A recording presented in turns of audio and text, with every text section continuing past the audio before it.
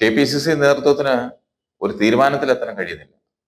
സർവത്ര ആശയക്കുഴപ്പം. ഒഴിവുകൾ നികത്തി KPCCയും പ്രവർത്തന മികവ് മാനദണ്ഡമാക്കിയ DCCകളും പുനഃസംഘടിപ്പിക്കണോ, അതോ രണ്ട് ഘടകങ്ങളിലും അടിമുടി മാറ്റം വരുത്തണോ എന്ന കാര്യത്തിലാണ് കോൺഗ്രസിൽ ആശയക്കുഴപ്പം സൃഷ്ടിച്ചിരിക്കുന്നത്. പുനഃസംഘടന 10 മിനിറ്റ് കൊണ്ട് പൂർത്തിയാക്കാവുന്ന കാര്യമാണെന്നും 3 ആഴ്ചയ്ക്കകം ഉണ്ടാകുമെന്ന് KPCC പ്രസിഡന്റ് കെ സുധാകരൻ പറഞ്ഞെങ്കിലും അത്രയും എളുപ്പമല്ലെന്ന് പാർട്ടിക്കാർക്കറിയാം. ഏത് അളവുകോൽ വച്ചാലും ഒഴിവാക്കപ്പെടുന്നവരുടെയും അവരെ പിന്തുണയ്ക്കുകയും ചെയ്യുന്ന നേതാക്കളുടെയും എതിർപ്പുകൾ ഉണ്ടാവും. ഒരു സംശയവും വേണ്ട, കോൺഗ്രസ് അല്ലേ പാർട്ടി. ഉപതെരഞ്ഞെടുപ്പുകളിൽ നേട്ടമുണ്ടാക്കുകയും തദ്ദേശ തെരഞ്ഞെടുപ്പുകളിലേക്ക് 1 വർഷത്തോളം ബാക്കി നിൽക്കുകയും ചെയ്യുന്ന ഈ സമയം പുനഃസംഘടനയ്ക്ക് പറ്റിയ സമയമാണെന്നാണ് നേതാക്കൾ പങ്കുവയ്ക്കുന്നത്. KPCCയിൽ ട്രഷററുടെയും 2 ജനറൽ സെക്രട്ടറിമാരുടെയും ഒഴിവുണ്ട്. വൈസ് പ്രസിഡന്റ്, ജനറൽ സെക്രട്ടറിമാരിൽ പലരും അനാരോഗ്യവും നേരിടുന്നു.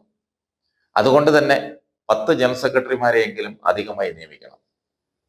ഇവർക്ക് കീഴിൽ ജില്ലയിൽ കുറഞ്ഞത് 2 പേരെന്ന കണക്കിൽ KPCC സെക്രട്ടറിമാരെ വയ്ക്കണമെന്ന ആവശ്യം നേരത്തെ ഉള്ളതാണ്. വർക്കിംഗ് പ്രസിഡന്റ് പദവിയിലേക്ക് PT തോമസിന് പകരം ഒരാൾ വന്നിട്ടില്ലാത്തതും ചർച്ച ചെയ്യുന്നുണ്ട്. KPCC ഭാരവാഹികളുടെ എണ്ണം വർദ്ധിപ്പിക്കുന്നതിൽ എതിരഭിപ്രായമുള്ളവരും പാർട്ടിയിലുണ്ട്. രാഷ്ട്രീയകാര്യ സമിതിയുടെ എണ്ണം വർദ്ധിപ്പിച്ച് ജംബോ കമ്മിറ്റിയാക്കിയ ശേഷം ഒരു യോഗം പോലും ചേർന്നിട്ടില്ലാത്തതാണ് ഉദാഹരണമായി അവർ ചൂണ്ടിക്കാട്ടുന്നത്.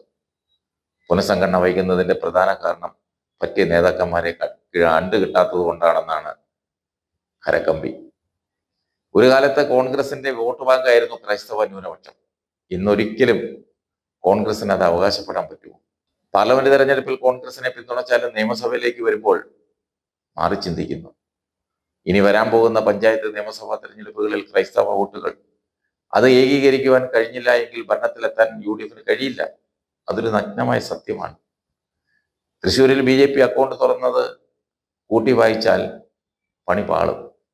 ഇവിടുത്തെ ക്രൈസ്തവ സഭകൾക്ക് കോൺഗ്രസിനെ വിശ്വാസത്തിലെടുക്കാൻ പറ്റാത്ത സ്ഥിതിയാണ്. ഒന്നാമത്, ക്രൈസ്തവ നേതാക്കൾ പാർട്ടിയുടെ നേതൃത്വത്തിലില്ല.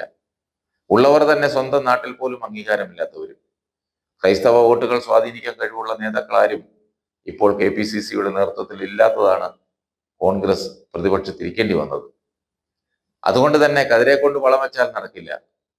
ഇപ്പോഴേ അതിനുള്ള വളമിട്ട് വെള്ളമൊഴിച്ചെങ്കിലേ വരുന്ന നിയമസഭാ തെരഞ്ഞെടുപ്പിലെങ്കിലും വിജയിക്കാനാവൂ.